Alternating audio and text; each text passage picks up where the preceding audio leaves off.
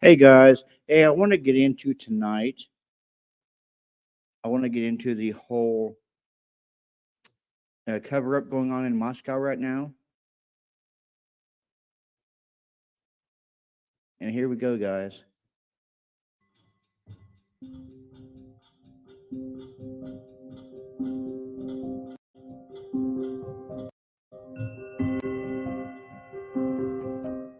It was like a wake-up call in my head. Holy crap, dude. Like, we all knew this before the rest of the world basically did. Like, how? And why? And I don't know. I don't know.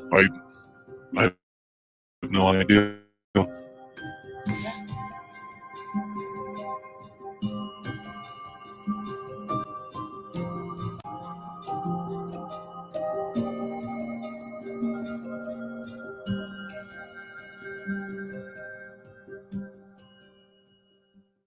How does one individual kill 4 people at night and not wake up the other 2 roommates?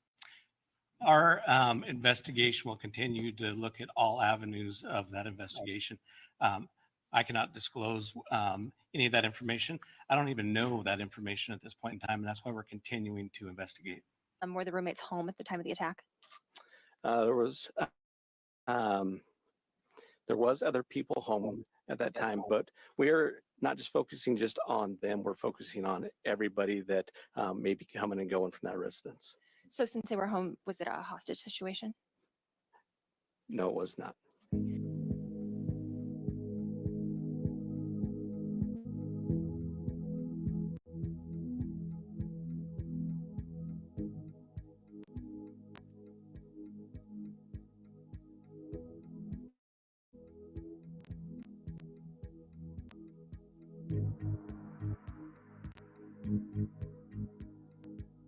Like what happened, and she told me that 4 students were stabbed, that and they had died, and that she and I said, well, how do you know that? And she said her sorority sister, who is a nursing student and attends school in Spokane, often when she's in town will stay at with my daughter and her roommates because they're all friends. They're the same. It's called a PC class. They all graduated together. They're PCs. I think they're PC 19s. So so her sorority sister called and told her, and the reason and I said, well, why did she know? And she said because of her boyfriend, Mom. He goes to UI, and so she's friends with the Pi Phis because he goes there. And I said, but how do the Pi Phis know? How do you know at 10 o'clock and we don't know until now? She goes, I don't know that. And I said, but why do you know now? Why did you know at 10? And it's 4 o'clock, 5 o'clock, and we don't know. And you know everything that happened, but the news doesn't say that. Because at the same time, I'm going through my phone looking for any information I can find. And there's just no information. And so then I said, what happened? And she told me that, and what she said to me was that there were 4 kids were killed, they were stabbed, and that there were 2 roommates there who locked themselves in their bedrooms because they were scared, but they heard a lot of noise. But it's a party house, so maybe they didn't know what was happening. And I said, hold on a minute. I said, did they call 911? She goes, I don't know. But that is what I was told. That is what and I did correct it with the FBI as soon as I learned that this is not working. It's not right. So well, a lot of kids were there like early in the morning. Mhm. So what's with the 8-hour delay? What's with the 8-hour delay in this freaking case? Why were there people there before the police were there? They were there early in the morning. 8 o'clock. That's what she said. It seems like I think the sorority sister might have stayed at my daughter's house or not, but knew at 8:30, and there was a narrative discovered and built, and 2 people who are really important to the case I don't think they did it. I think they thought it was a shakedown. I do not think any student did it, Right. but I think that they But all nobody know told you far that, more right? That's than they're something that saying. when it comes to the shakedown stuff, Well, I know that's that not something that your daughter well, told you the that she shakedown thought it was a stuff. Oh no, shakedown. that I was told. No, Okay. I was told that. You were told what? How? When were you told that? It was a drug house that they were there. The creeper was there, and there were people there. Okay. And Well, hold to buy on. Hold on. Who told you this? And when was this told? My child told me this. This was in the beginning. That And there she were was told by the student from University of Idaho? the student's girlfriend from University of Idaho. Okay. Where did she get that information from? My daughter told me is that she got it from the high-five. Oh, she got it from the sorority. Yeah, she got it from the sorority. That's what she told me at the time.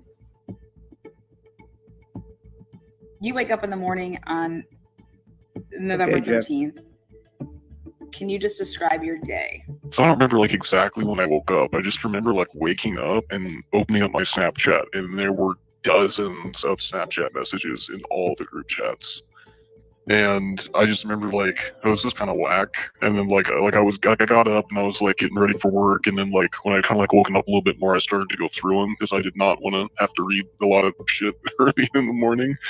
And then yeah, I ended up like I was just sitting there scrolling through it, and then yeah, opened up the messages, and then there it was. It was like, holy shit, did you guys hear about what happened? Like blah blah blah blah blah. And I'm scrolling up, and there's just, I mean, lines and lines and lines of text. Everyone's talking about it. Everyone's awake. I mean, and this is before 9:30 on a Sunday. And I remember that because I had to go to work. I ended up not going because I wanted to be with my brothers, right? Kind of obvious. But yeah, and it's like I don't remember what exact time I woke up, but I remember like, yeah, we were all talking about it. We all knew about it. And like my boss, my coworkers were texting me later, you know, asking me like if everything was okay, and they had even heard about things. They heard like it was a shooting and stuff like that. So, and yeah, it was kind of weird because like at the beginning, everyone said like at the beginning, like the very first messages where people were talking about the stabbings, or like a stabbing had occurred.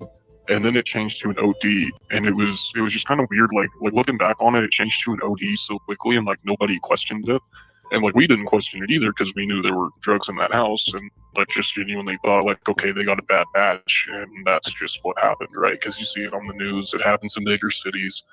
So you said you had to go to work, and you said you had to be to work at 9:30. So this would have happened before, like you got to work. Yeah.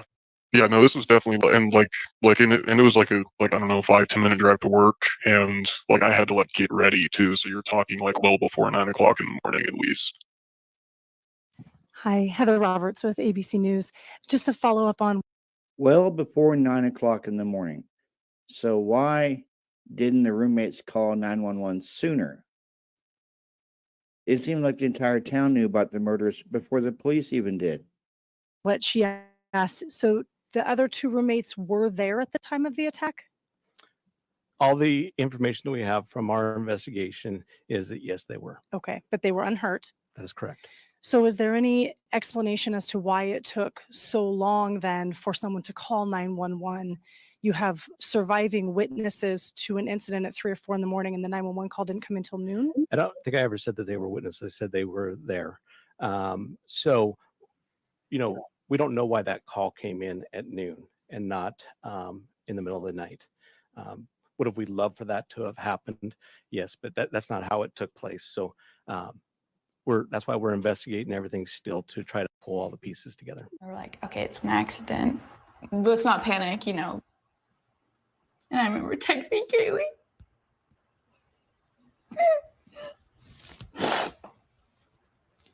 Seeing if she was okay. Hey, Tommy. She obviously didn't ever respond. Tommy, do you want to come up? Moscow PD investigating a homicide on King Road near campus. Somebody had done something really bad. He said, I think Ethan's dead. And then we walked out into the courtyard and somebody said that Xana was dead. My niece said something bad has happened to Kaylee. So then I started calling Maddie. At this point, we didn't have any answers. Like, we didn't know anything. Sunday around we were watching football. One-ish, and we were watching every football. family, or a lot of families on Sunday. And then our son was here. Everybody was home except for she was down at her home. We in LA. gather. And my niece called me and she was freaking out. And she said, Christy, have you talked to Kaylee? And I said, yesterday, you know, like last night. And she said, something bad happened. Something bad happened. And she was just bawling. And I said, well, what do you mean? What do you mean? And she said, I think Kaylee's dead. And I said, well, what do you mean? And she all said, our stomachs just dropped. She said there was somebody just called me and they live down there. And she said there was a party last night and somebody went in and shot the party up and Kaylee was shot. I was like, what? And I just threw my phone. I started screaming. I started telling everybody to call Olivia and to get all her roommates on the phone. And I started calling Maddie, and Maddie wouldn't answer, and Maddie wouldn't answer. And I said, no, this can't be, because Maddie would have called me. If Kaylee was shot last night at a party, Maddie or Jack would have called me. Like, no, and I called Kaylee and went straight to voicemail. I was calling Maddie, I was calling Jack, it was ringing. I turned on the TV, and I saw it said 1122 King Road. Like, Kaylee's car was in the driveway, Maddie's car was in the driveway, but it was saying an unconscious person. And I was saying, okay, maybe this is, maybe something happened. So Steve starts calling the police. Steven, our son, started to call the hospital, and he started calling the PD and saying my niece all this, and we heard that my daughter Kaylee Gonzalez was killed in an accident. They said, oh, we can't give you any more information, we'll call you back. Well, we just, next thing you know, some more phones started ringing. Our daughters that came running down, 16 and 17 years old, came and said, Mom, somebody just called me and said that Kaylee's dead. And we're like, what? Like, who was it? She's like, I don't know. It's somebody that they're there and Kaylee's dead. And we were like, oh my God, like this can't be, and it's just very, very, very dramatic. These protocols have to be updated. Yeah. These protocols of somebody showing up at your door 10 hours later is ridiculous. Because we had hours of panic before the sheriff department. It was terrible. It was about 4:30.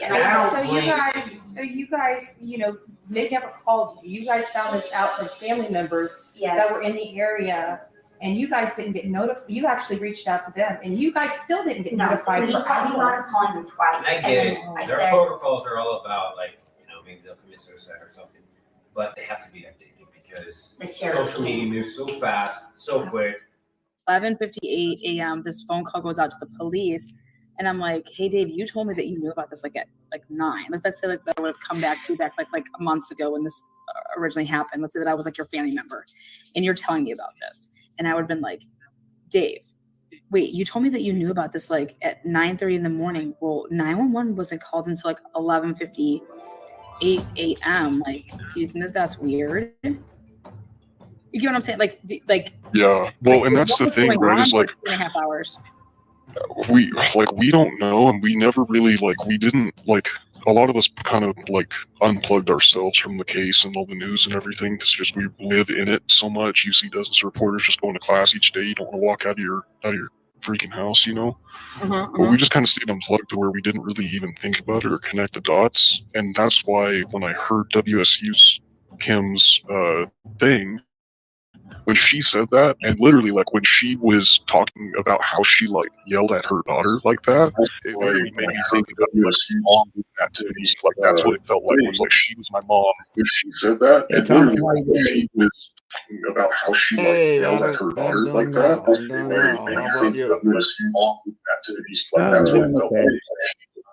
When she All said right. that, and literally like when she was I'm about how gonna she like talk to yelled at you her in private daughter like chat a that, little bit. it literally made me think about those mom activities. Like that's what it saying that same shit to me. Like, how the hell did you know? And it just, like, it literally, like, just blew my mind. How did we know? How did I not think of that? Wait, what? And it just, we have so many other questions. Like, holy shit, she's right. How the hell did you know? And not even to mention that, how the hell did her daughter know? Her daughter goes to WSU.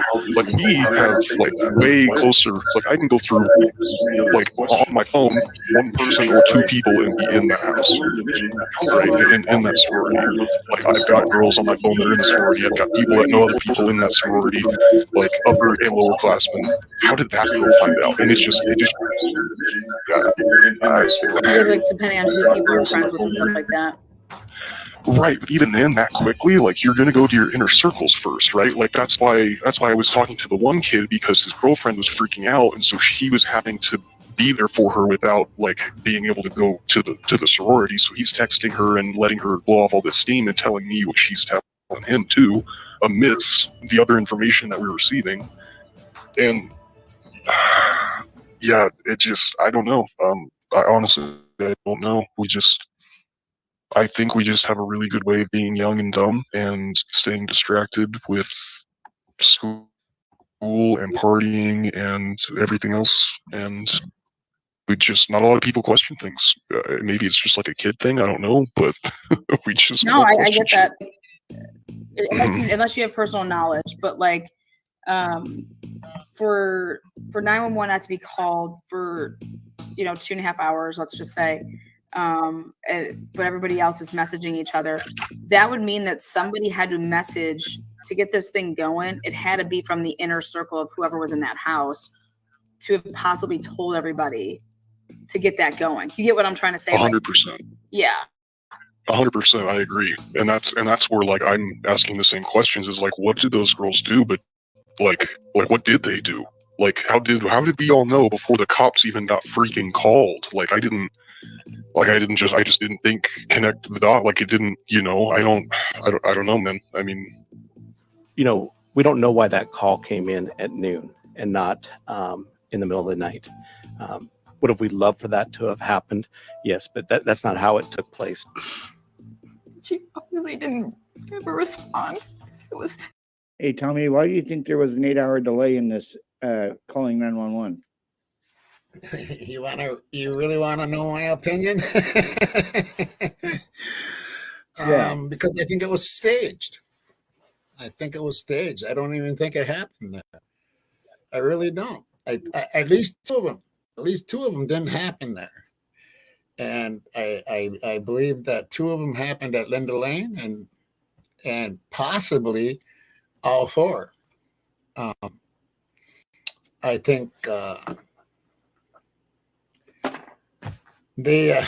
talked to so many different people, and I don't even want to get into some of it, but I'm pretty sure two were taken out, and that was Zan and Ethan at Linda Lane, and they were wheeled over there in a wheelchair. And that wheelchair, the last I knew, still sits there at that yellow house. Oh, wow. If you look, you know where 1133 is, right?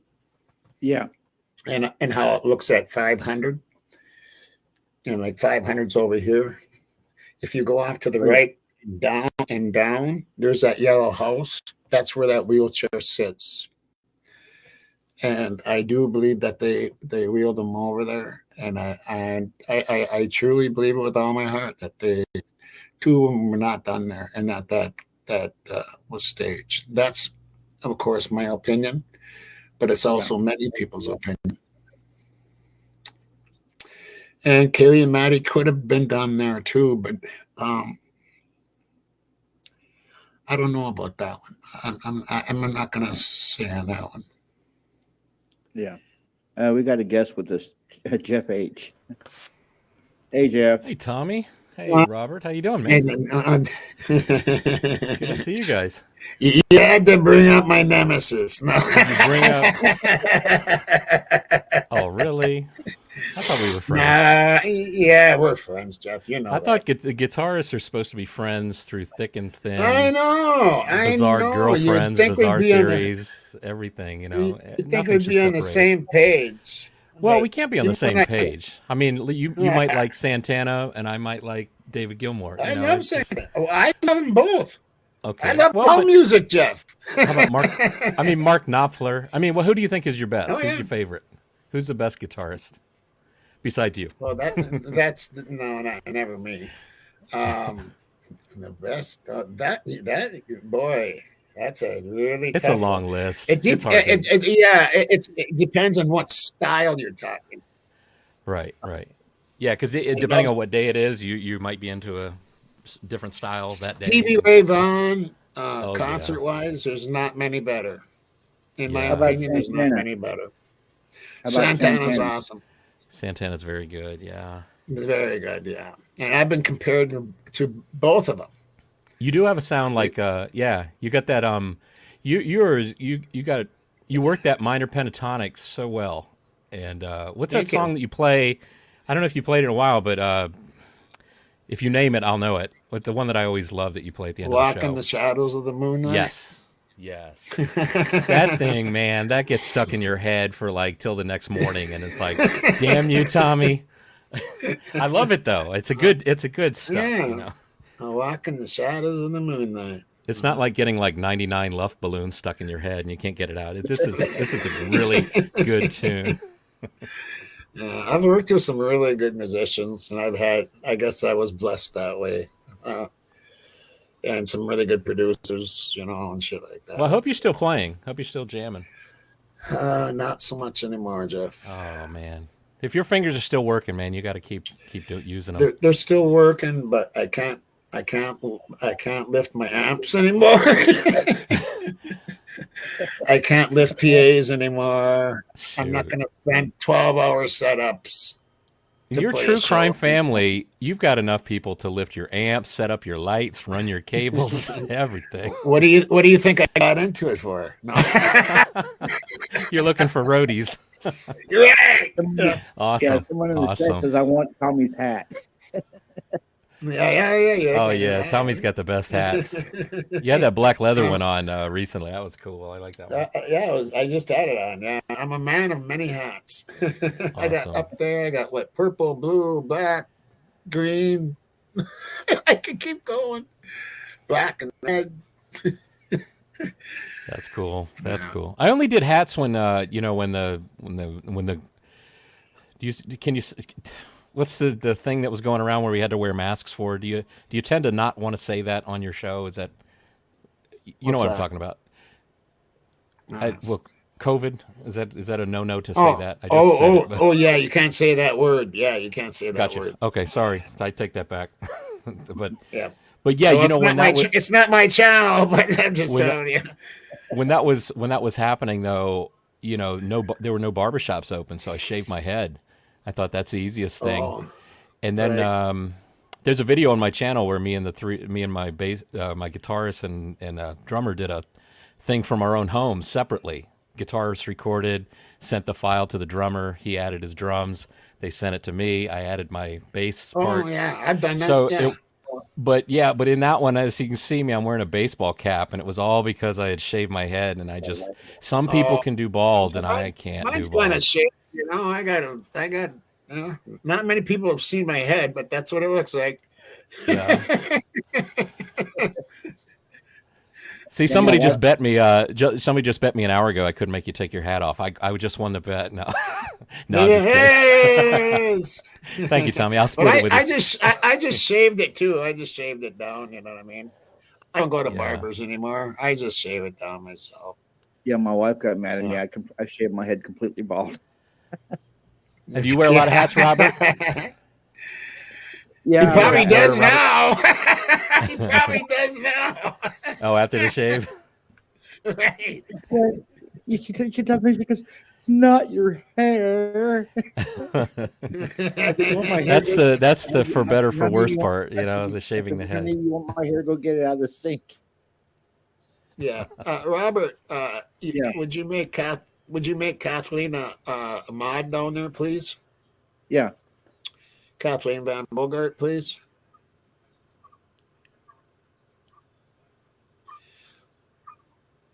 And I'll be letting you know, okay, bro? I don't know if you've read my email or not. Yeah, I have. And I don't know. Okay.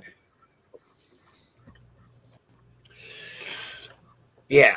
Anyway, shit goes on. You know what I mean? It's a crazy, you know, people trying to take channels down, and oh my God, it's just awful. Hey, Jeff, if you only knew the half of what goes on behind the scenes, you No, go, I'm "What sure. the I'm sure. hell?" Yeah, no, it's you know, yeah, people can get Well, very, you know, very it ain't passionate and a happening little. here. It isn't happening on Robert's channel. It ain't happening on Robert's channel. I'm going to tell you that right now. Yeah, no, Robert's Not a cool anymore. guy. I've liked Robert from the start. Yep. Kathleen good to is have- blue. It's good to have nice people. There you go, Kathleen. Thank you so much for coming over, Kathleen. It means a lot to Robert, I'm sure, and it means a lot to me. We're going to make Robert's channel grow. Yeah, and actually, I'm going to call Rory and see if I can't get him on panel on mine and yours. We'll How get is you a Rory boost. doing? I haven't seen Rory in a while. Rory's doing very well. He's Yeah. doing very well. He's very, very much in love. Cool. And, Very good. doing his thing in LA, and you know, Rory will be Rory. Cool. I can hook up with AR Hayes out there in No, we you won't said be doing LA. that. You said Vegas or LA. AR's in LA, Vegas. yeah. No, you said LA, not Vegas. Yeah. No, I won't be doing that. What you said.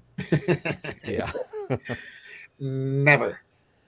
Yeah. The topic of my live was tonight was to go over like the cover up before the 911 call, and the contaminated crime scene and the coroner's contradictions. Okay. All right. And I will try to. I will try to listen more than I talk, because I have a feeling if I talk a lot, you might not want to hear the things that I say. But I will try to. You know, you have 2 ears and one mouth, right? So I think I'll try and use the fact I have 2 ears and one mouth. I'll listen twice as much as I talk. Right. As I continue, Robert, as I continue to talk. Robert, do you share the screen, or do you? Yeah, you do. Okay. Okay, I'm muting out so I don't talk. In the morning. Investigators are trying to ascertain why there was a delay and what actually occurred. So why haven't they been charged since it was a failure to notify, Tommy? These two. Okay, ask me that again. I said they failed to notify the authorities, and they waited 8 hours to do it. Why haven't they been charged? Oh boy.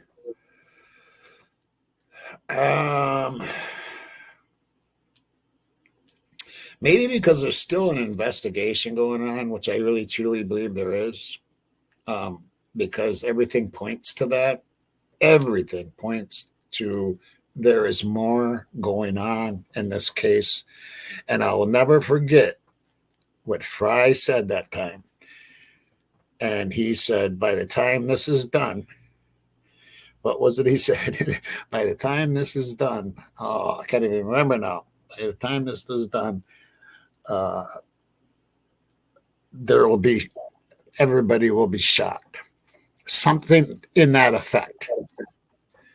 Yeah, and So- just like with Steve G, when he said in that Banfield interview, which I cannot stand Ashley Banfield. Right, either can I. Join the club. He said there is a whole other level of data being collected to open up more investigators. Yeah, And it will well, all I think come out there's trafficking going on. There's there is a lot more going on there. I don't like Dylan. I don't like Dylan at all. And Bethany is very questionable also. Yeah. But I think Bethany does know something. I think she knows something, and I think she fears for her life. Yeah, that's why she will not come back to Idaho. She does not want anything to do with this case or this trial. Yeah, either she is scared for her life or she's scared of going to prison. One or the other. Yeah. But if she talks, she can stay out of prison. So that makes me think the other. That she's scared for like her life. Or her family's life. Yeah. And it's such a huge case too. I mean, it's worldwide attention is on this case. Oh I mean, God! You imagine really being her is. age and having all the world looking at not the case and especially what you have to say. Shit! No, I was rocking at her age. I was in band already. Right. Yeah. Yeah. Young kids. I've heard the latest on Dylan. According to her dad, she's becoming social recluse. She smokes weed and has become a gamer. Who that's Dylan? Yeah. Yeah. Yeah. Yeah, I don't care for Dylan much at all. There's something there's just something not right. There's something just not, and I'm very perceptive. It's part of my personality, which I'm trained in all 16 of them. And mine is EFSP, which is perceptive. And my perception of her is not good. She's off. I can't put my finger on it. She's just off. Based on what? On what she says in the PCA or? That big time, yes. And just her actions. I've seen her in the videos, in the pictures, her eyes, her appearance alone just gives me triggers. It's like there's something off about her. There's something not quite right. And I can't tell you what it is, Jeff. I can't tell you what it is. I can't put my finger on it. Now, do you think though, if she was up to anything nefarious and was a part of this, you think she could fool investigators? And I mean, the first person that comes to mind is like Jodi Arias, how she tried to fool the investigators with her multiple stories, and they were ninjas, and then that changed. Like she was up to version 3 of the story, I think, by the time court trial came around. Yeah. Some of those guys, I'm sure she could. I'm sure she could fool Fry and Payne and all the male ones. I mean, she's a young, beautiful woman. Yeah. So why do you think Bethany is not mentioned hardly at all in that PCA? The only part she's mentioned is the digital download of her cell phone and her recollection of where Dylan and Xander were until 1:45 in the morning. You're right. And that's another thing is Dylan doesn't mention it at all. Mm-mm. Bethany said she's seen him. Bethany said she's seen Ethan and Xana at that party, but Dylan didn't say anything about him. Look it up in the PCA. She says nothing about Ethan or Xana being at that party. Which one was the youngest? Dylan? Is Dylan 19? The rest are 20 and 21? I think that's right. I think no, was the youngest. Xana and Ethan are the youngest. But I think I saw the 4 names of the victims up on it was a news reporter was saying, the guy that's standing in front of the house, and you got the little white car in the background that people were looking at for a while. It was in that news clip, but I thought it was interesting to me because I thought there were 2 were 21 and the other 2 were 20, but I thought one of them was 19. So I'm thinking it was that. Wait, that should 19? No, they're 20. They're 21. They're both 21 years old. Last I know. Well, yeah. Teresa said she's curious about the exculpatory evidence that Bethany. I'll be right back. Yeah, there's a Daily Mail story here. It says Dylan Mortensen, 19, was seen at her family home in Boise.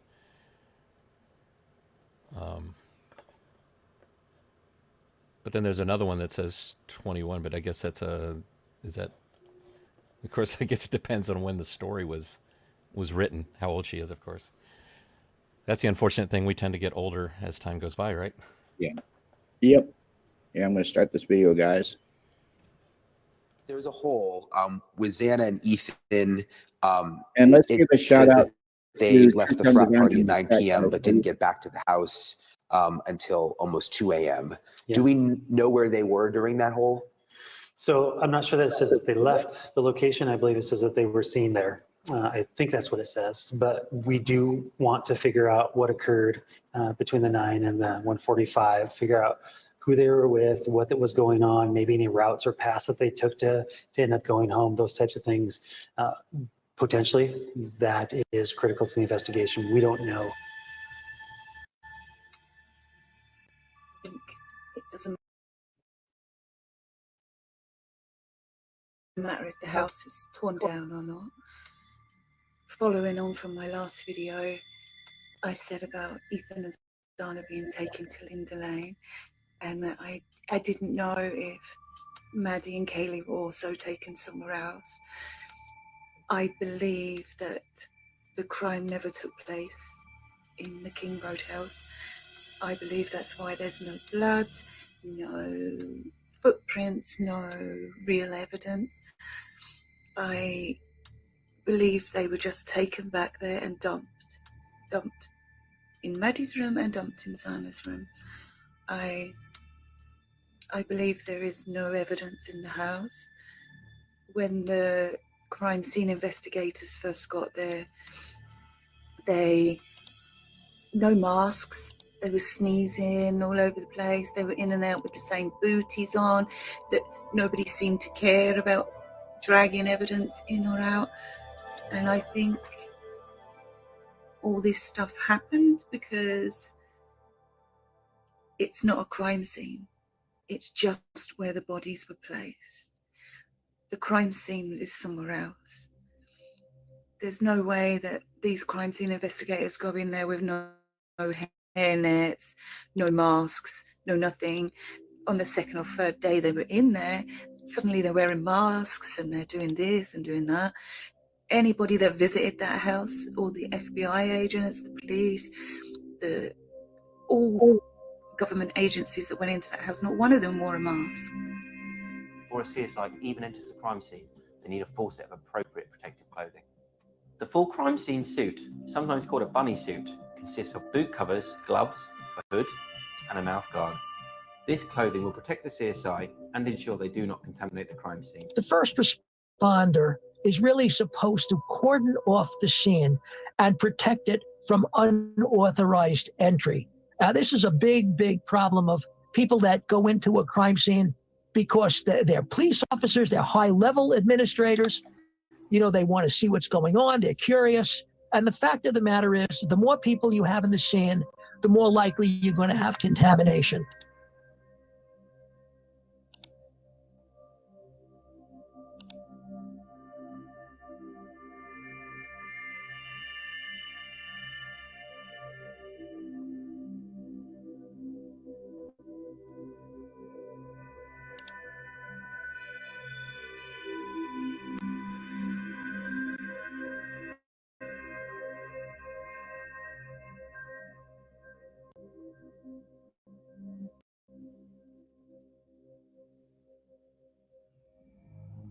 So let's talk about the forensics and real specifically about the process of going through this crime scene. Once they understand what they had on their hands, what do you think should have been the first step at that point? Get everybody out of there that was non-essential personnel.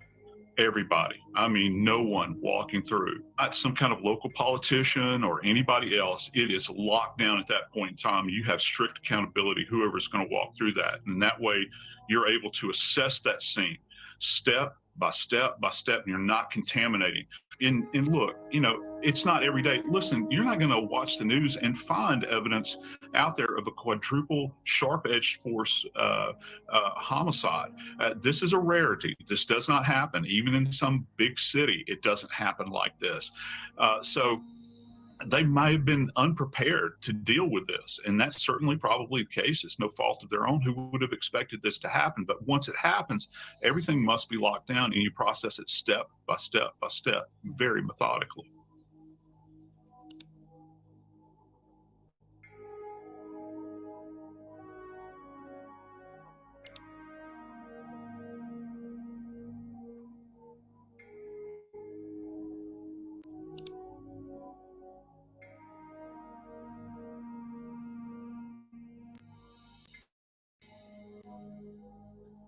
Whoever did this to Zara and Ethan waited in the house for the girls to arrive back home. I'm not sure if the girls were attacked and killed in the 1122 or whether they were also taken to Linda Lane. I don't know, but it would explain why the house was so clean, why there was no blood trails, no footprints, no anything.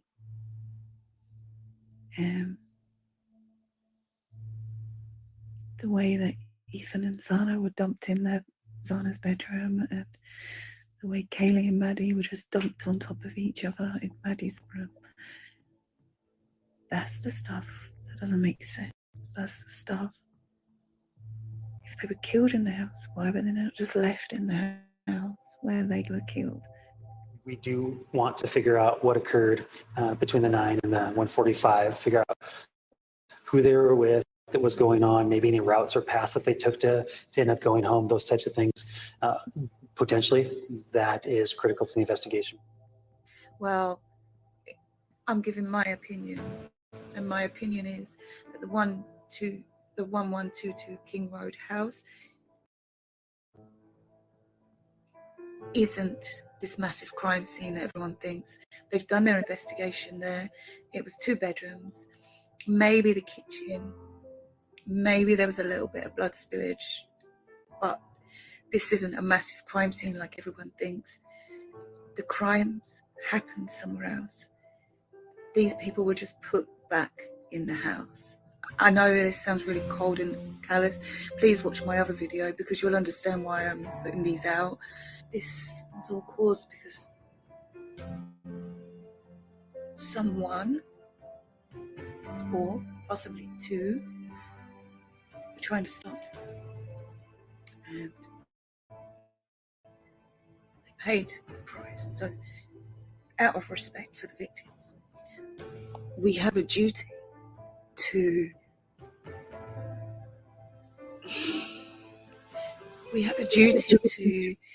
keep looking, keep searching. I just wish people would wake up, realize that governments lie to us. That's what they do. That's how they control. And sometimes they lie to us for the greater good. And so we also need to remember there's always 2 sides of everything. Just because we're being lied to, it doesn't mean it's a bad thing. Some lies are there to protect people's rights, for fairness, and that's really important.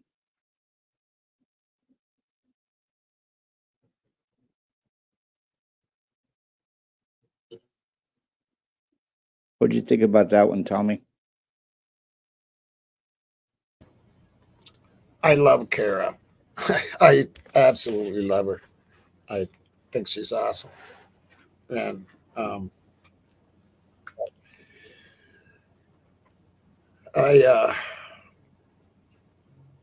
What do you think about that, Jeff? I'd like to know your opinion on Kara.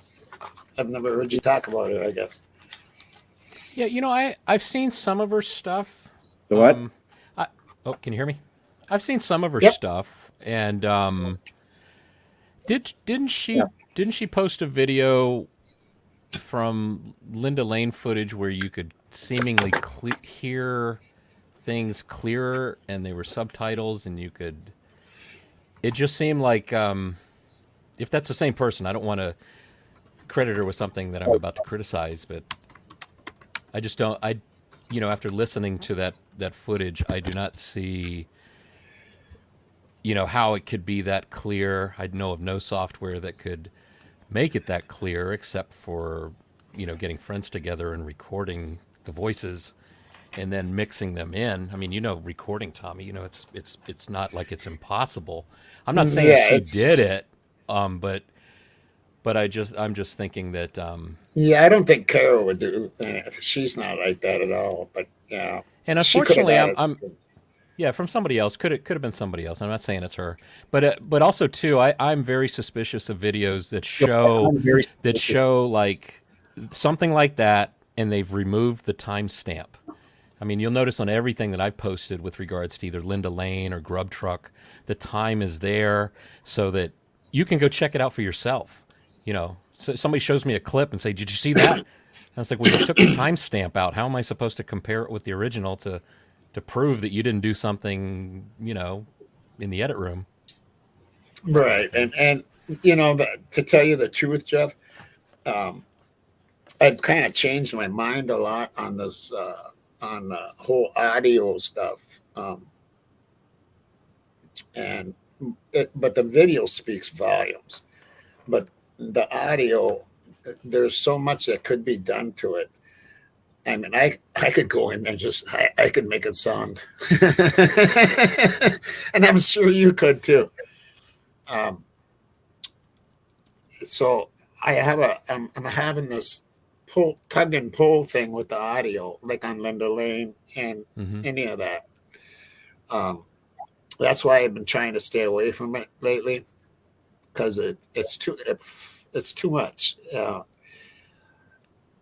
Well, one thing is that, you can, like, well, at least me personally, I go back to my reference point of when it was released and when I first got it, because my copies came from Veritas. I think it's pronounced Aquitas. Yeah. I think there was a Powerpuff channel at the time too that was good. I think had it. So, I mean, anything that anybody says something, post something with Linda Lane footage with something and they say, "Listen to this," I'm sorry, but I'm going to go back to the original. and if you take off the timestamp, it sure seems like you've taken off the timestamp, so I can't compare it to the original. And it's hard to kind of compare basically a shot that doesn't really change except for little brief moments where a car goes through or a cat runs by or or a guy's walking by with a cigarette. I've blown up Mercedes or whatever, however you pronounce that, Mercedes or whatever, and Powerpuffs, and I do hear stuff back there, and so yeah, I'm tugging at that. I'm tugging. Did somebody, because we all know where it came from, right?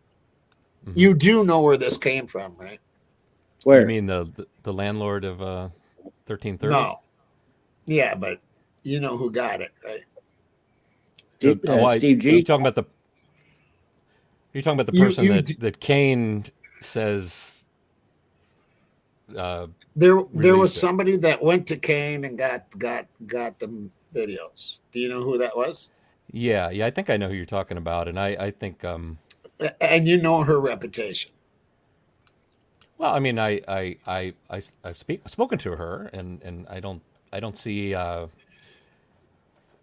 I've very committed to not, like, when somebody doesn't want to be a part of this and doesn't want to be. I love putting you in a spot. Oh, I'm in my glory.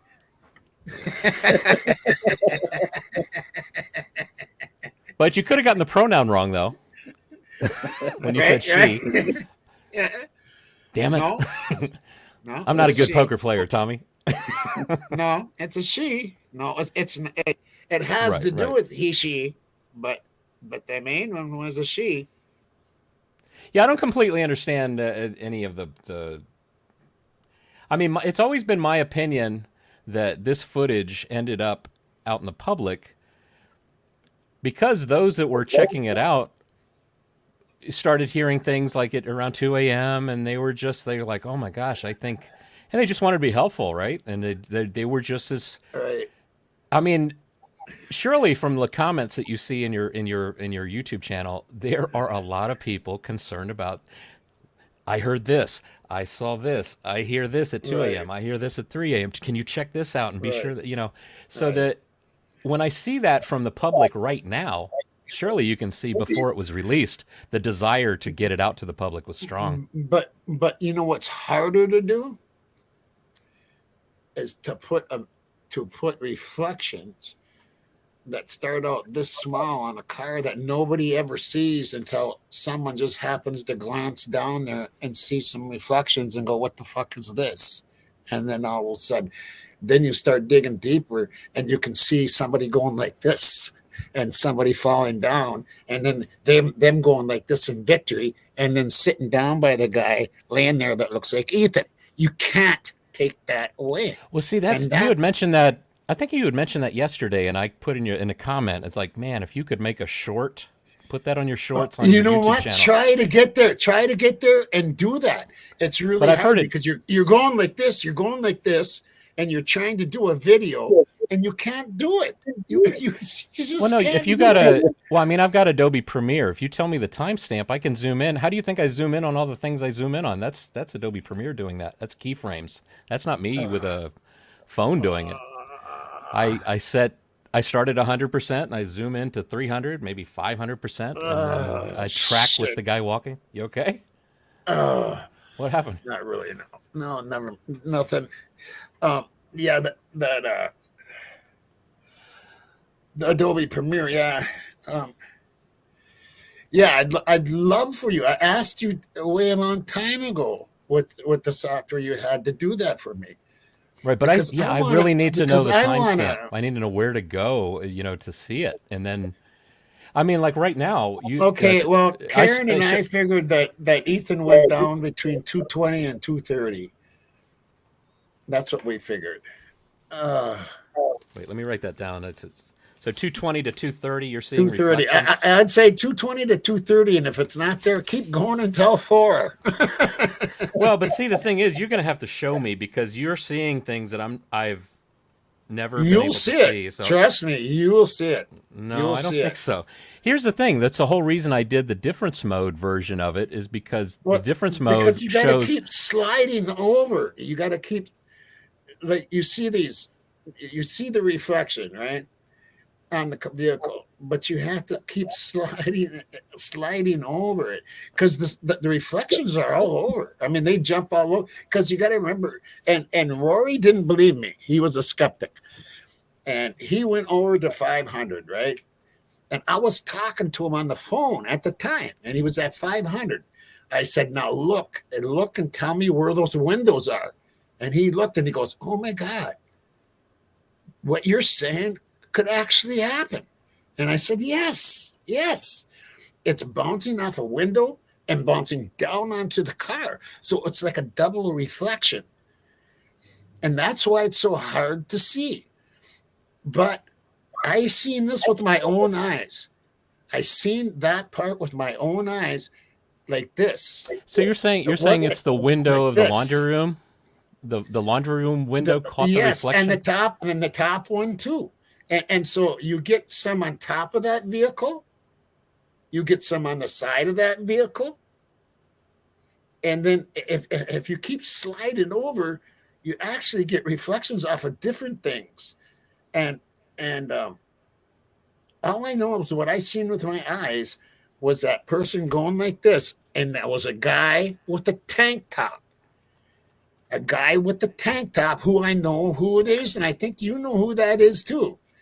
And he was going like this, and he was jabbing him, They were fighting. You can actually see them fighting. And then he But goes, you're saying this, so this, you're saying the sound was edited out?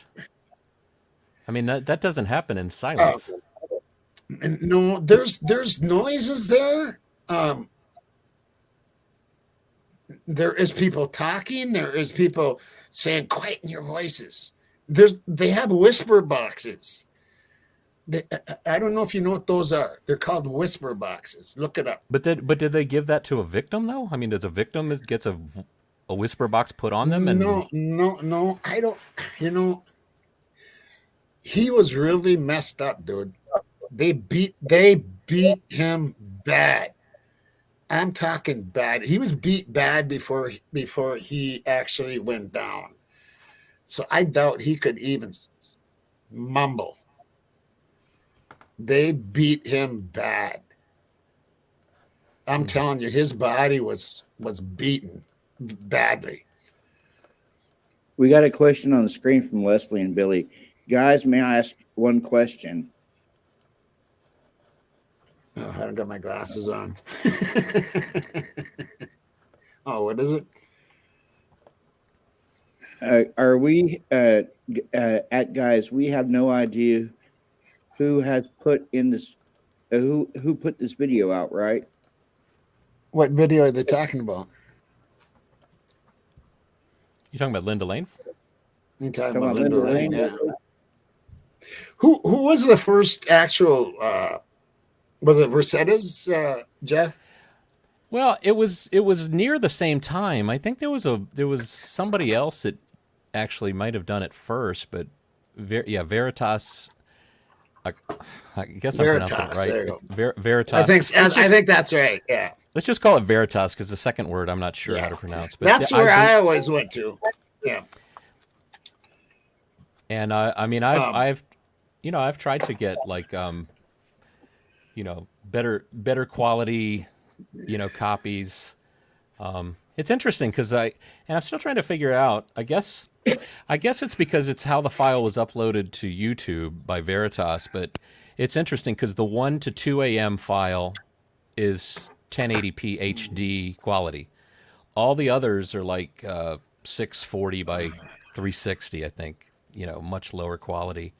I don't know that it'd make a huge difference, but I mean, like I want to believe what you're saying, Tommy, and what you see, and I will look into it. But I know you do. I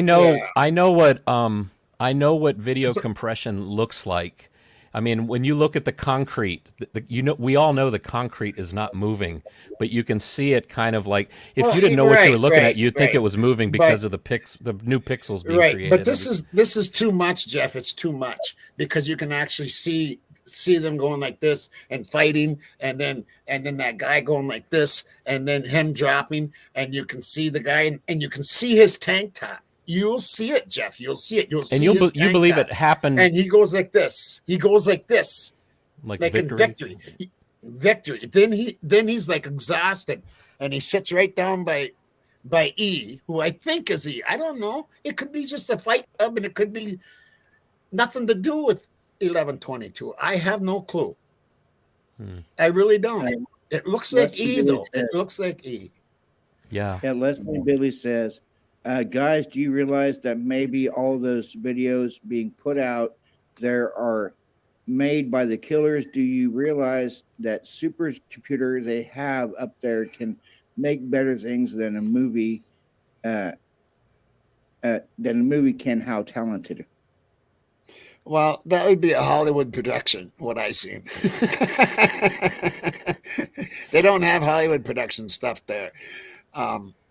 It's my understanding that Kane turned that footage over to law enforcement the very next day, and I emailed him a couple times, and he said that he even gave FBI access to not just copies of the files, but access to the system, the system where the recordings are stored, and he said it went back 30 days worth, so they had access to 30 days worth of the material.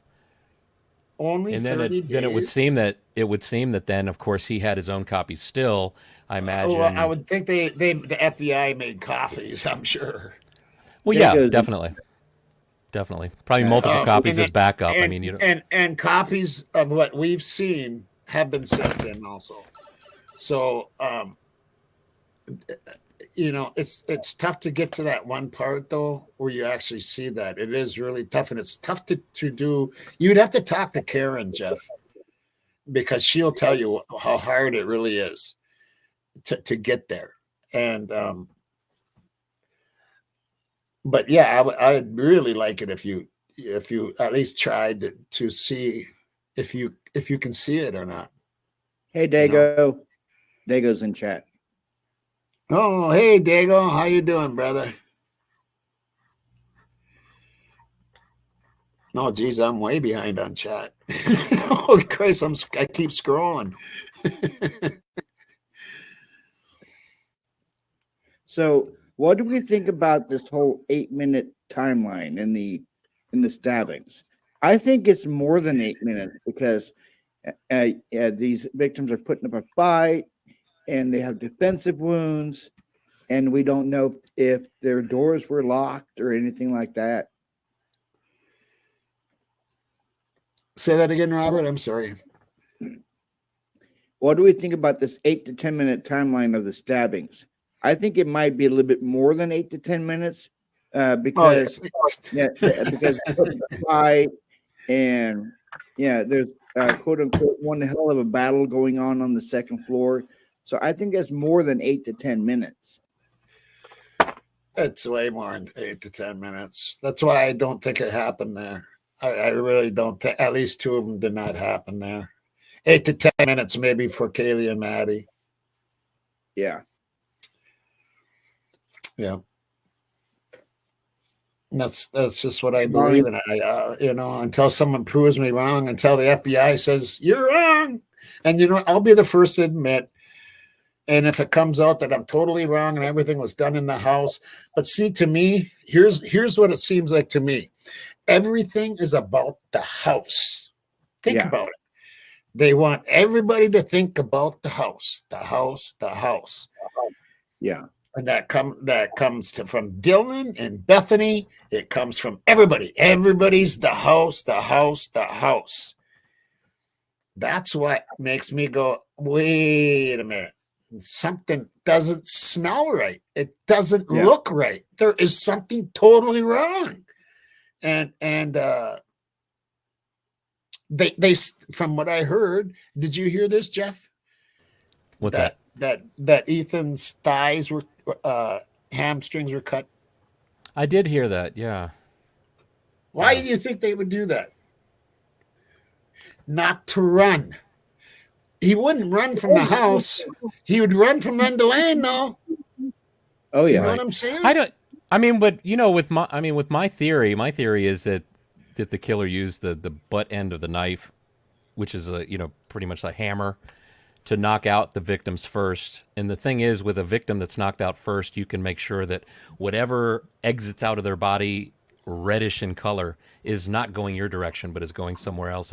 And who knows, maybe going down the legs, could be so he doesn't run, but could be also just to bleed him out, make sure that, he's probably, if these are the last victims, he's probably like, I have no more time to be here. I need to get out of here now.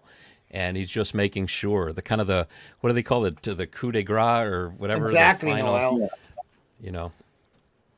You're right, Jeff. And I know what you're saying. I think they use probably the butt, but I do believe there's more than one weapon, and that I think they accidentally leaked that out. Is that, and you believe that because of the wounds? Is that what makes you think that? It's a bigger knife, and I do believe it's a bigger knife than the K-bar. But you don't think that description could also describe, because the K-bar, I have one. It can not that I've used it in this way, but it can slice. You can push it in. I imagine turn it. It's got a serrated edge along the bottom. So if you put it in and then push down on it, I imagine you're getting. Here's what they use, Jeff. Here's what they use, buddy. Here's what they used right there. That's what they used. See this shit? Let me see if I can get this up there so you can see it. You see that right there? You see all this shit right here? Yeah, that's what my K-bar has right This near is the what handle. they use. Right. This isn't a K-bar at all. This is a lot bigger than a fucking K-bar. Trust me. That's what they used. Something if you- like that. And it does have a wicked end right here, where you can go like that and like that and like that. This is what they used. And you're judging that based on what? I mean, the knife Based sheath for a on because K-bar they being said there is because they said gouges. They said which this would cause, this kind of a knife, and a K-bar would too. But a K-bar is not like this. Gouges I and think they left that sheath behind to make it look like a K-bar. But I know, a lot of people criticize. They say, "Well, how come Dylan didn't see the K-bar?" And I'm thinking, well, just hold it up against your right leg as you walk out. Maybe you're wiping it off on your right leg, and she wouldn't see it. But I mean, the bigger the knife, it seems like that you increase the chances that Dylan would see it. Especially that one. It looks like you can see that one. Yours is, reflective. Actually, as well. Mine's no, a bit more of a black metal. Actually, it has. You just put it on your belt. Yeah, but remember, he doesn't have a sheath at that point. The sheath is upstairs. Well, yeah, but you don't believe it's the sheath of the knife, the murder weapon, though. No, they left that sheath there on purpose. Come on, Really? that sheath would be so bloody. That sheath would be so bloody. Well, sure it would. Come on. Sure it would. Yeah, that sheath was not. You know what? They're just trying to make it. It was a K-bar. It wasn't. Well, it would be bloody if the blood definitely squirted that way onto it. I mean, I used to think that the reason Anne said the sheath was placed there, I thought, oh my gosh, that is trying to implicate the police. That's what she means by that. But it's possible the killer came in and placed it down before he started doing his stuff. Okay, see, exactly. Those that are on the side of Koberger being innocent that you are need to explain that a little better for the other side, because place sounds bad. He placed it where there was no blood. That's why he waited until he was done, and then he looked where there was no blood, and he sucked that fucking sheath in there. And that's why there's no blood on that sheath. If he would have put it down there before he started, there'd be blood all over that thing. He placed. So you're saying, but you're saying you believe the killer is the one that placed the knife sheath there? Yeah, not the police department. Not the police department. But you don't necessarily believe it's Koberger that is the killer. So it's you're saying it's a killer put it there with Kohlberger's not a killer, dude. He's a clumsy killer. But you're saying he put it the killer put the sheath there with Kohlberger's DNA inside it. So managed to get Kohlberger's DNA inside it, but not his own. The killer's own. That sheath might have been there, or somebody that. I don't know how it's transfer. It could have happened anyhow, anywhere, anyhow. It's transfer DNA. They barely got in. They had to send it to how many labs to even get DNA out of it? But I mean, you don't think it seems like more likely that if they put his DNA on it, the chances of him driving that night, all that stuff. Hey, let me ask you this: if he put his thumb underneath that snap, how much DNA would there be? I don't know. I mean, I'm no DNA expert, but a lot more than what they got, because he did not put his thumb. That was transferred DNA from somebody, somewhere. Now he goes with an Asian girl. Did you know that? Yeah, I heard stories of that. Yeah. Guess who was with Dylan that night? The Asian girl. See the picture of the Asian girl? Is there only one Asian in Moscow, Idaho, though? Probably. No, I know of two. Yeah. So he had a choice of one or the other. If it doesn't work out with you, at least I know there's one other in Moscow. Well, go Flip look a coin. You know that WS, and I can't say the words, so WS is all over that place. And if you look at the college entrance, I mean, that tells a story in itself. Yeah. Well, I mean, see, the theory that I've always held onto is that he was using the K-bar at home, practicing like anybody would. I mean, it's the same. It reminds me of the same scenario when I get my camera gear ready, my camera, my lights, my microphones, my everything. I lay it out on the bed. I've practiced with it. But you know, if this is different, you know, of course, it's a crime, it's a murder. Right. You know, opening the sheath, taking it out, putting it back in, because you know I mean, I know, and you know too, you just showed your knife. That thing, you do not want to cut yourself with it, especially if you're doing a crime. The last thing he wants is one drop of his blood, because clearly less than one drop of his blood has gotten him into some trouble here. So the last thing he wants to do is cut himself. But I mean, it seems to me that he's practicing at home, opening it, closing it, and then just like I do with my camera gear, just before I get it ready, because I can still forget something. And the thing I think he forgot is that I think he wiped it all down, said, okay, I'm going to need this, I'm going to need this, I'm going to wipe it clean. But he wiped the outside of the sheath and didn't think to go inside the button snap that is like a Tupperware bowl with the lid on it. It's like it preserved the times that he touched it during practice, maybe in front of a mirror. I don't know. You know, I'm picturing like a Robert De Niro, like, you talking to me, you know, in front of the mirror, practicing with the knife sheath. Rhea says, damn, Jeff. Right. When you describe how it happened and precautions, makes me think that you did this. LOL. Oh yeah, right. You know that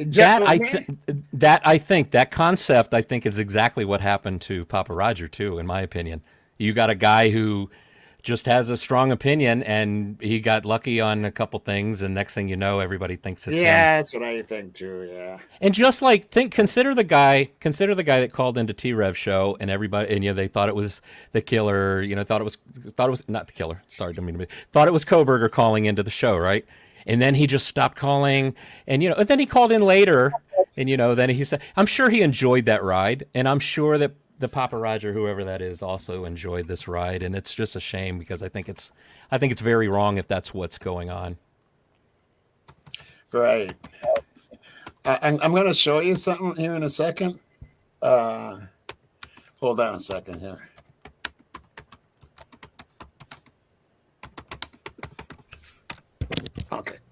Okay, Jeff.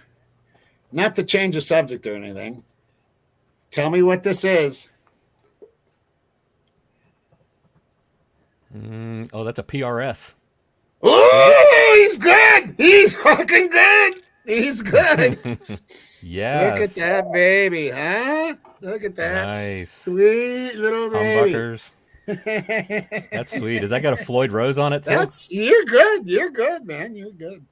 I like it. You know, my band was just playing a couple nights ago. This is only the second show where I'm playing guitar finally. I've always been the bass player. I would always play bass with the bands, and at home I'm always playing my guitar. So we found a good bass player. So now I finally get to let it rip and just burn in some solos. At some point, I'm going to put something on my channel. Well, I mean, there's some recordings of solos, but we got some live recordings. Some stuff I got that I got a bass guitar too, but it's just an old Kingston, you know. But I use it for recording and blah blah blah.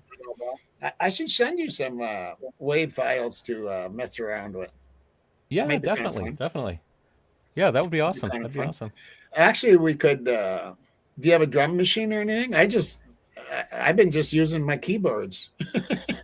Yeah, you know what I do a lot at home is I just pull up a good backing track, and then I just start jamming over it. The video I have on my channel where I show the guy at the dumpster at Linda Lane, the music in the background, that was just a backing track, and I recorded a guitar solo over it. Right, there's a part in there. Do you remember that old show, The Rockford Files? Did you ever watch that with Jim Rockford, the detective? Yeah. Listen to that guitar solo and tell me. I didn't realize until after I did it, but it's like, damn, if I didn't rip off the main little theme from the Rockford Files. It's right in there in the guitar solo twice. It appears twice. So clearly that show was burned into my brain as a kid. Yeah, and Diego's a drummer. Yeah, we can send him. We need to have a little jam here. I think that would be fun. Awesome. I'll send you a WAV file. You do whatever, and send it to Diego, and have Diego do the drums. That'd be awesome. That'd be awesome. Fun. Yeah, it would. Yeah. Yeah, it's definitely a passion. And anybody that's got fingers that are working, it's like, just try it. Just Try an instrument. Try Yeah, music. It's great. Right, it is. It is. Yeah, but 45 years, you do get kind of burnt out. Yeah. Yeah, Dago's getting a new electric kit. Cool. Yeah, I bought a Roland nice. T something drum set for my son. You know, my son used to he took drum lessons from the guy who played drums on that song Afternoon Delight. You know that song? Oh, the wow. Starland Vocal Band. Yeah. Yeah, it's Keith Johns is the drummer. He's played with Bob Seger. I decided to take drum lessons too. I figure I'm there with my son. Why not? While we're in the middle of a drum lesson, he got a text. He said, "Oh, you mind if I take this?" He said, "It's from Alex Van Halen." I said, "Yes, of course. Take that text." Right. He looked at it. Alex Van Halen had just sent him a photo of himself on a big old farm tractor in a field. Farm tractor was painted with the Frankenstein stripes, from Eddie's guitar. It was the coolest moment ever. The coolest moment ever. Wow. Right. Cool. Yeah. Man, how far have we gotten away from true crime? Hey, right. I'm sorry, Robert. Sorry, Robert. I know, and I come in here not to take over the channel, and here we don't want to continue this trend of taking over your channel. That's wrong. I know. I'm sorry, Robert. I used to play the violin. I used to play the electric You used violin. to play the violin? Yeah, a long time ago. You can read music. Can you sight read? Only if the the letters are written above the freaking notes. Right. Oh, okay. Yeah, you can do tabs. Yeah. I can. Yeah. Florida Baby asked me if I could be a lead singer. Yeah, if you want to sound like a cat on a hot tin roof. My wife tells me, she goes, "You sing best in the shower, honey." Yeah, with the door closed. Yeah. And the noise canceling headphones on. Yep. Okay, let's get into this let's video about the coroner. Who I don't trust. Kathy, I keep calling her Ma Butt or it's May Butt or whatever it is. I don't trust her. Yeah, I always thought it was my butt. On the morning of November Yeah, my butt. 18th at 11:58 a.m., a 911 call was placed to the Whitcomb Dispatch Center reporting an unconscious person. Moscow Police Department officers responded and located 4 victims, 2 on the 2nd floor and 2 on the 3rd floor. The Latah County coroners conducted autopsies.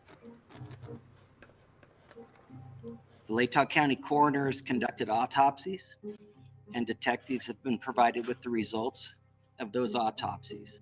Kathy, with a C, Mabbutt, Mabbutt.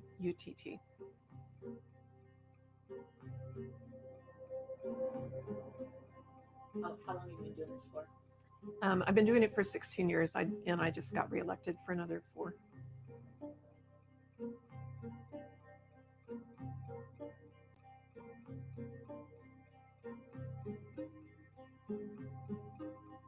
Can you hold it for a second, Robert? Yeah. Leslie and Billy have a Go ahead. question. Do you see that? That's pretty important, I think. Let me get to it. Robert, please ask each who they think did this, truly including Dago, please. Okay. I'd like to see a 1 in the chat if you guys think that the frats did it, if you think the LE was involved, or the 3, or a 3 for both.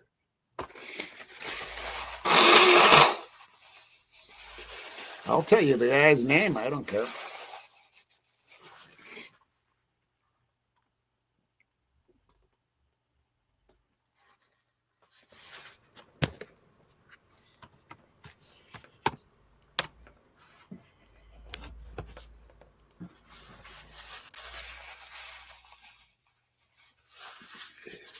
A couple of 1s, got a couple of 3s. Got Loach from Tommy. Yeah, Robert, say the numbers again. I kind of got lost too on One which. for, a 1 for frat, 2 for Ellie involvement, or 3 for both. Yeah, but you So now don't if you have look- Kohlberger in them. I was going to say, if you Yeah, think law enforcement's got it right, what number? 4.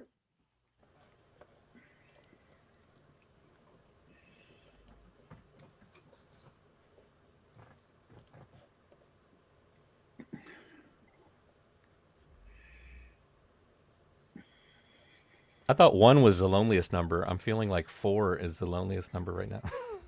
Oh, there you go. There's 2. Yeah. Got a lot of 3s. Dago says he's on the fence. It's okay, Dago. Welcome to my channel, Dago. I think we're all somewhere on the fence. I mean, nobody can be sure of it's funny. I was walking the dog today, and I saw a puzzle piece. And I actually picked it up and put it in my pocket. I thought, maybe this would be like a good community post because it was just one piece. And then I thought to myself, how hard it is to figure out the rest of what this puzzle looks like with just one piece. And, thinking about how many pieces law enforcement has versus how many pieces Jeff H. has access to. And I was picking up somebody's litter, so that was a good thing, too. Was it Brian Kohlberger's litter? Well, and then I did find out that I saw him when I went to the McDonald's shortly after. I saw, oh, that's Shaggy from Scooby-Doo in the corner of that puzzle piece. That's who that is. Did you see that? It comes with a kid's meal. I almost bought a kid's meal just so that I could have all the other pieces, and then I thought that would make an even better community post. There you go. Come on. What do you mean you're on the fence? 5. There's no prizes for which side you're on. You can always admit you're wrong, Dagos. There's nothing wrong with that. It's not going to ruin the channel or anything.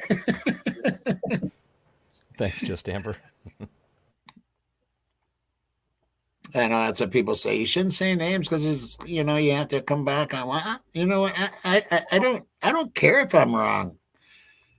It's not it wouldn't be the first time in my life I'm wrong. You know what I mean? Oh yeah, I have to admit I'm wrong every day to my wife.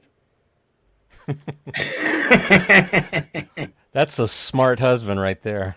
I need to be smarter in that area. I tend to argue my case. Stupid. Yeah, it's a tough one, Dago. It's a tough one, brother. It is, but from what I've seen, the tank top is all I need to know. Anyway, I just wanted that question, Robert. I tell you what, though, Tommy, Okay. what you described with the victory and arms and everything. If I see that as you're seeing it, believe me, I'll make a video. I'll zoom in with Adobe Premiere. I'll post it. I'll say it came from you. I will gladly share in what you see. And like I said, I've seen it with my own eyes more than once. More than once I've seen it. So yeah. I mean, I think I've got your email address. So if I have trouble and I'm getting close, but I can't quite see it, I'll contact you and you can. It's tough to get to it. And Karen was going totally absent. We spent thousands of hours on that shit, dude, trying to get it, and we just couldn't get it. So I'm hoping you can. This is why I say you need it on a short on your channel. I mean, if you spend 1,000 hours on something, you better put it up on your channel. You put all that work into it, and to have it buried. As soon as you're ready to take a picture, it slides. I mean, you're going to see what I'm talking about because you slide over. You keep sliding over. It's really weird. So it's only visible when you put the image into motion with your hand sliding it. You slide it, then you look for those motions and you stop. But then when you try to take, she's on her own. You know what I'm saying? And when she tries to take a picture of it, and she can't let go of the screen. You got to remember she's using an iPad. Well, maybe the three of us need to look into it and. Because like I said, Adobe Premiere, you can, with accuracy, zoom into any point that you want, any magnification you want. slow it down, speed it up, run it in reverse, do all that, you know. Right. Just adjust the If contrast. there's anybody that can do it, it would be you. If there's anybody that can do it, it'd be you. Just Amber said 1, 2, 3, and 4.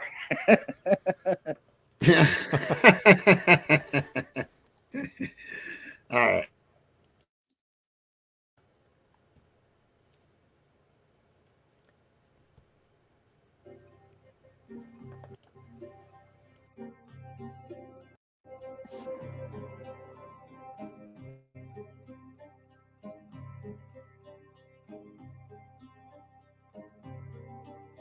Do you guys do the autopsies and all that? No, we some do if they're an actual medical examiner, but we have forensic pathologists and we contract with Spokane to do that. The Latah County coroners conducted autopsies.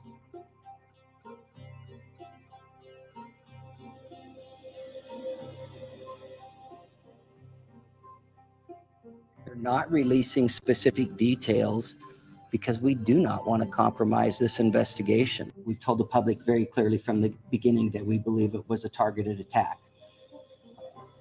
I mean, to be honest, you're going to have to trust us on that at this point because we're not going to release why.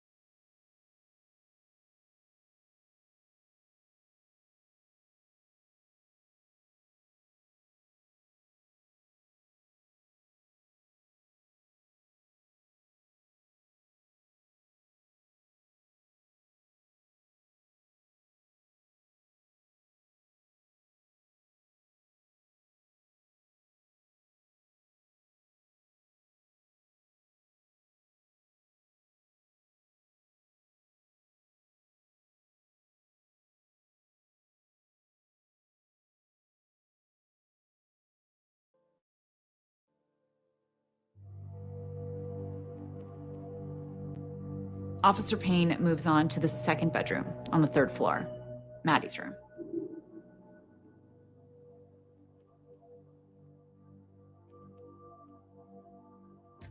Officer Payne writes, as I entered this bedroom, I could see two females in the single bed in the room.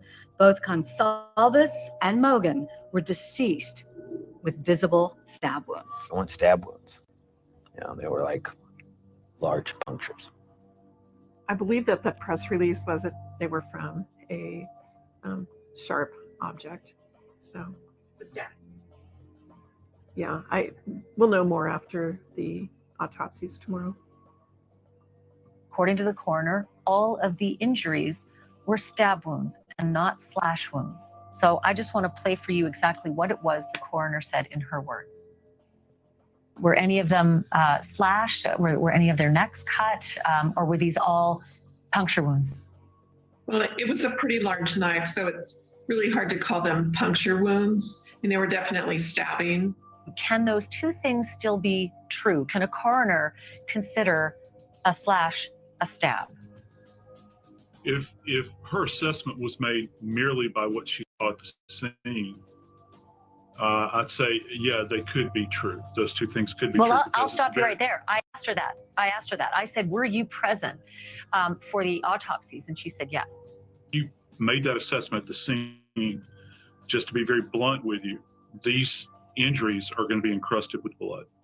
It's hard to make that assessment at the scene.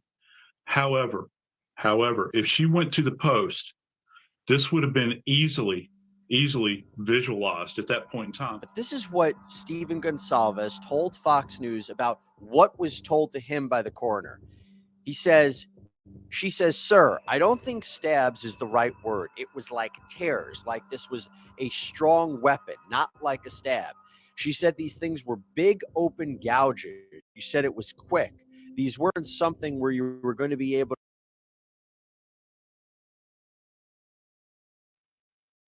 Big open gouges. Like tears. Can a K-bar tear and leave open gouges, or is it just? That's what I'm saying, dude. That's what I'm saying. You know, there's what's that show where they make knives and they compete on the show? You know, these people make, and then they test the knives against forged in steel. There's a Forged in Steel episode where they focused or it was about K-bar knives. These guys were making their own K-bar knives. But if you're curious what it looks like when they're stabbing, they've got like one of those gelatin looking human bodies that, you know, there's a bunch there if you're ever in doubt of what can be done with a K-bar knife. It looks pretty brutal. They're stabbing like you know, big giant like cans that you'd have beans in, you know, things like that. Right. Yeah, many weapons can do that kind of thing. Well, you guys know why it's called a K-bar, right? You know where the name K-bar comes from? No, I think I might have forgot about that. Yeah, the you know, early on in the company, before they, I guess, adopted that name, there was a guy apparently who killed a bear with it. So it's basically, it stands for kill a bear or kill a bar. I don't know if he had an accent maybe, but yeah, if you go to K-Bar's website, you'll see that's where the name comes from. So if it can kill a bear, actually too, if you Google even a little further, maybe I'll put it up my community tab if I can find it again. There's an article of a guy who was attacked by a bear not that long ago, and the bear kept returning. You know, he thought he was done for, but the bear kept returning, and he was using his K-bar knife. And eventually, some friends came and helped him, and they found the bear like not too far away, dead. Okay, guys, I think I need to go here for a while. Dago, you should probably maybe get Dago up here, Robert. Yeah, I got to get off of here too. My wife said I have till 1 o'clock, and it's 1:12, so I'm like 12 minutes in the doghouse. Yeah, hey, if you, that's right, that's right. Hey, but if you need 12 gauge Phillips is in the chat, and he's got a great channel. I've been on his panel many times. He's very, very good thinker and just a very kind person. You got to put that. You got to put that in a different place, there, Robert. That's StreamYard deal. You got to put it in the YouTube thing. I put the link in the chat for Dago. No, but that's not. Yeah, you got to put it in the other chat, or maybe I can't click on. Maybe it's okay. Never mind. I'm sure it's okay. I want to thank my mods. Some of my mods coming over. I really appreciate that a lot. I know Robert does too. And Robert's going to gain control of his channel again. Except for when me and Jeff are up here. I want to thank you, Robert, for having me up here. You're welcome. You have a good channel, and we'll get together and I'll come up with some stuff for you. And Okay. let's just keep in contact email wise, and Okay. keep a close eye. And mods, I'd appreciate if you stuck around if you got time. My mods anyway, and you guys all have a good night. I need to go. I love all you guys, and Dago, I love you, brother, and Jeff, I even love you, man. Okay. Love you too, Tommy. And, hey, you got to do your sign off though, Tommy. You can't just leave. You got to do your sign off. My sign off. What's Your my sign off? sign Would you off? end your Oh, show? okay, right. It Yeah, wouldn't but be I don't the got no same if you music. don't. I No, don't got no, you music. say rock. You say rock, and you know. Yeah, that's okay. All right. It's trademark. Okay, let me see. How does it go? My trademark is my mods are my heart. No, my subs are my heart, and my mods are my soul. Until next time, rock and roll. See you all. Nice. Love you nice. guys. Take See care, ya. Tommy. See ya. Yeah, Robert, I'm going to Maybe- jump off too, but seriously, give 12 gauge Phillips a try. You can always boot him if he, but I have you. There will be no reason you would need to boot him. He's a great guy, seriously. Very good guy, very knowledgeable, and yeah, you'll like him. I love him. I love you. So, all right, have a good night, I love you everybody, too. and keep your fingers crossed that I'm not in the doghouse too much. 15 minutes now. Okay. 16. I think I'm dead. All right. Good night, guys. Night.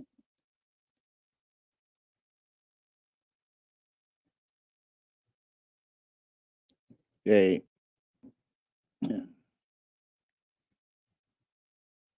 So,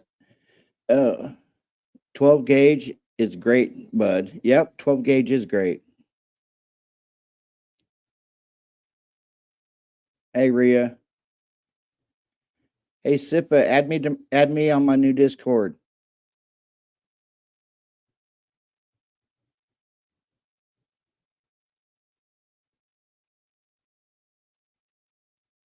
Okay, let's get done with this video real quick, guys. To call 911, they were not going to slowly bleed out. You're welcome, Leslie. What do you make of that? I've never heard. I didn't take your answer. I've never heard verbiage like that. From I'll give it anyone back to you. in the medical field, and I'll tell you why. Wait, does that mean that he might be getting it wrong, or that there's something? If a coroner told this to him, something's off. Yeah, something would be off, and I don't know. Maybe he's not quite understanding what's being said, but he's using very specific language there. When you're using an edged weapon, tearing is not something that's associated with that.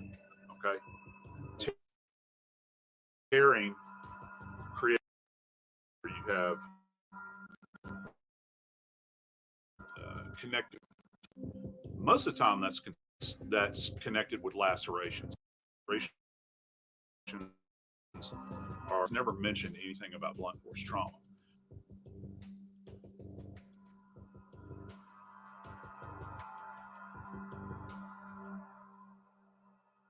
Their means of death don't.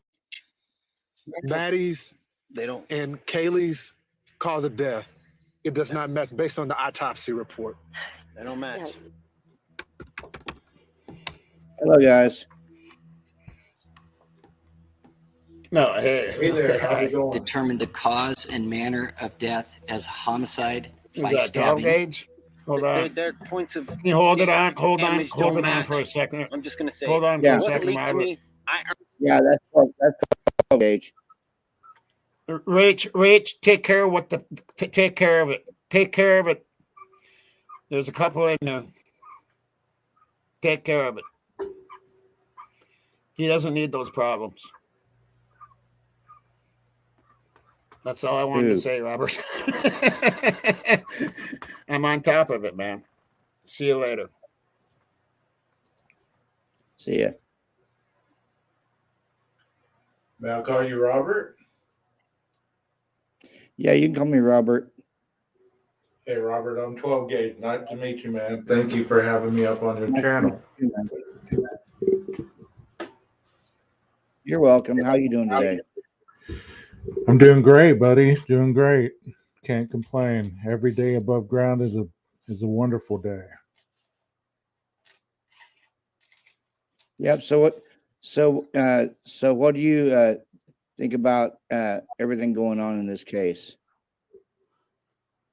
I have my theories and I have my questions, just like everybody else. I've been following this from the very beginning, and as Jeff stated, we have done some collaboration together over on my channel about breaking down a lot of the areas that have been discussed, the White Elantra, the time frame, Yeah. um,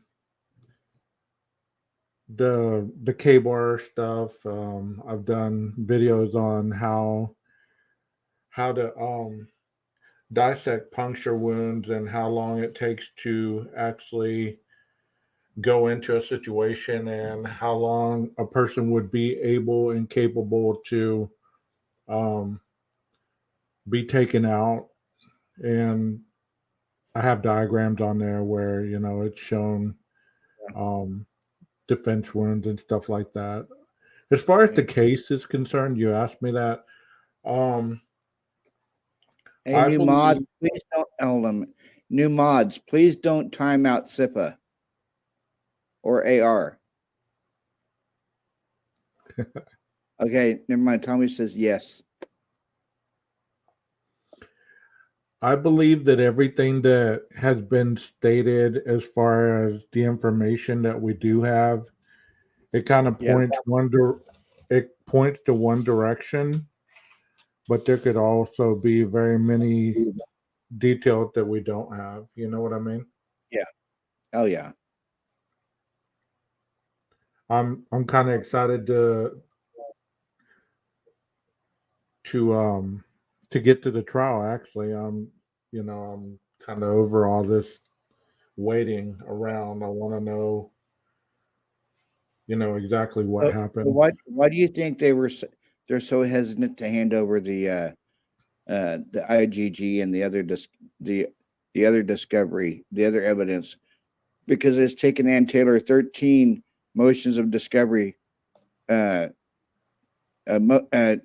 filing 13 motions of discovery, and the prosecution hasn't handed over any evidence yet, except for the 51 terabytes, which I think there's not really that much on the 51 terabytes. Right. I've heard that. I've heard that as well. Um, at the last hearing, they did talk about 95% of the evidence has been turned over. So I believe that it's just a matter of paper trail. Like having the right people gathering the right evidence and turning it over. I mean, I think it's just a matter of how slow the local law enforcement area, Yeah. the county clerks and all those people that are in charge of getting that information over. I work for a county, so everything So runs really everything was slow. Oh, that's cool. Did that make sense at all? I mean, Yeah, that makes sense. Okay. Hey, Dago. what the fuck was that? What the fuck was that? Yeah. Yeah, good God. I thought my eyes were playing tricks on me. It's late at night, but damn.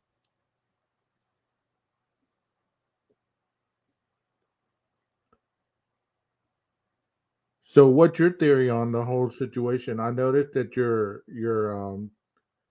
topic says why the 8-hour delay. Yeah. I believe that there was a lot of situational stuff going on during that 8 hours. Hey, Tommy, I believe you. What? No, I was just responding to Tommy and something. Oh, okay. I believe you, Tommy. But yeah.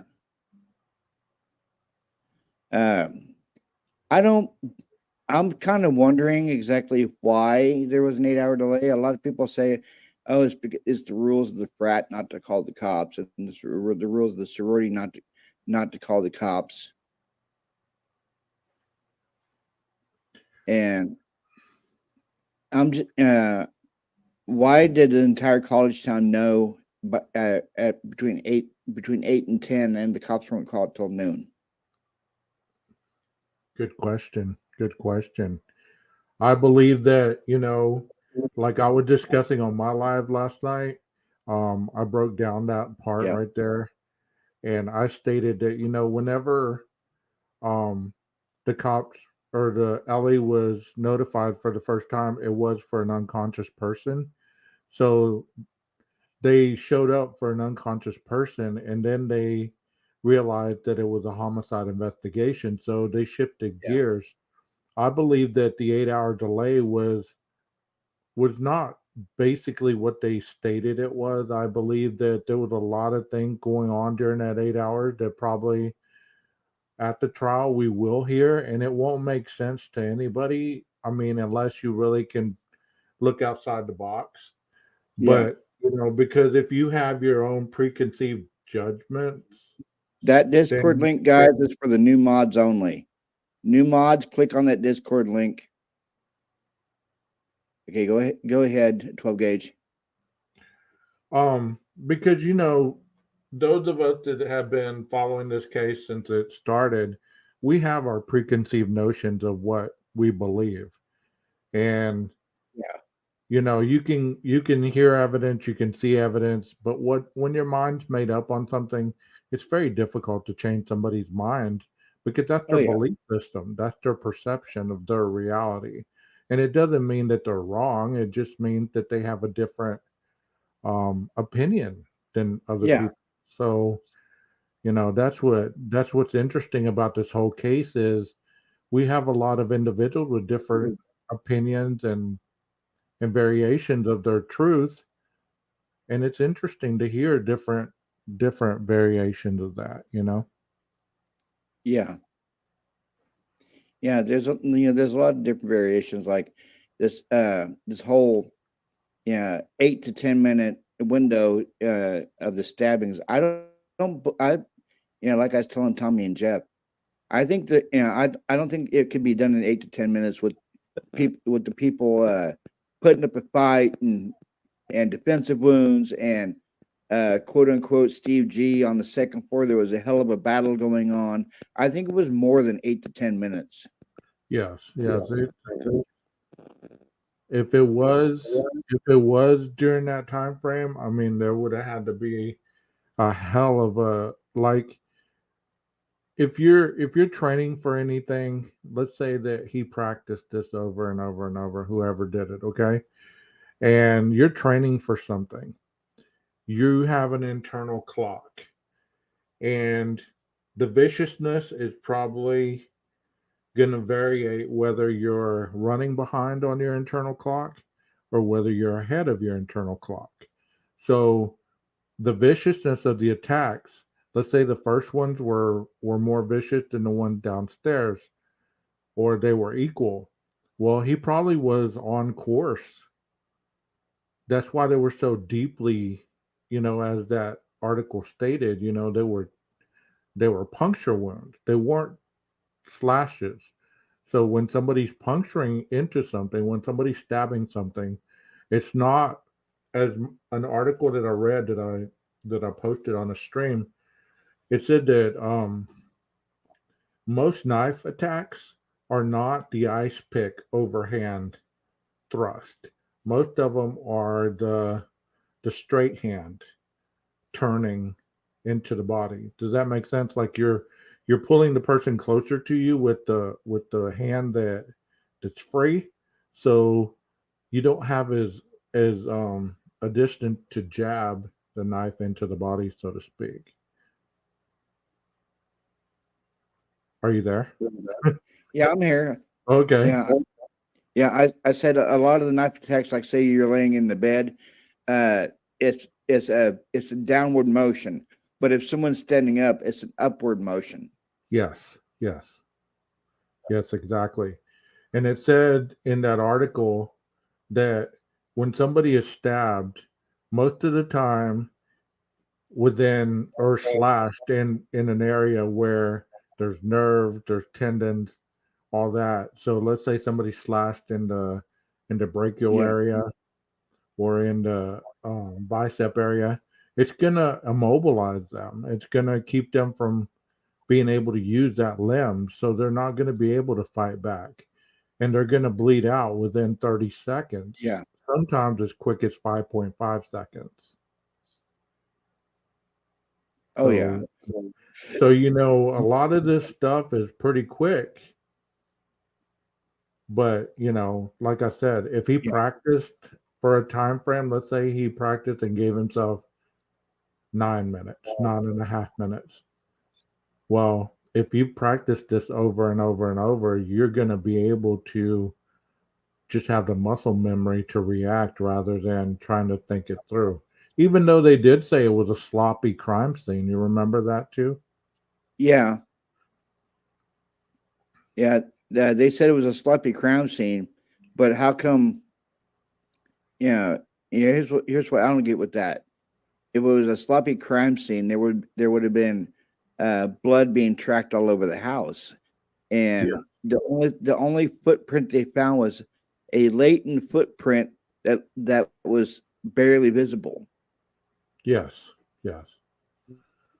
So would that state that they cleaned up blood or other debris around that latent print and they just didn't get to that print, or they didn't see it? I mean, would they have had No, they had to use amino black right, uh, right. just to see the print. Okay. And see, Brian Koberger wears no, he doesn't wear Vans. He wears New Balances, and this footprint was a Vans shoe type. And the only time that he's worn a Vans shoe is when he was booked into the county jail there in Pennsylvania. True. True. I would say that, if there was a cleanup job, this is what I would speculate, okay? If there was a cleanup job, then they probably had the same type of tools that the law enforcement had. They may have had black light, they may have had, you know, um, cleaners that they know that are going to clean up the blood spills and things of that nature. I mean, or they could have just been getting rid of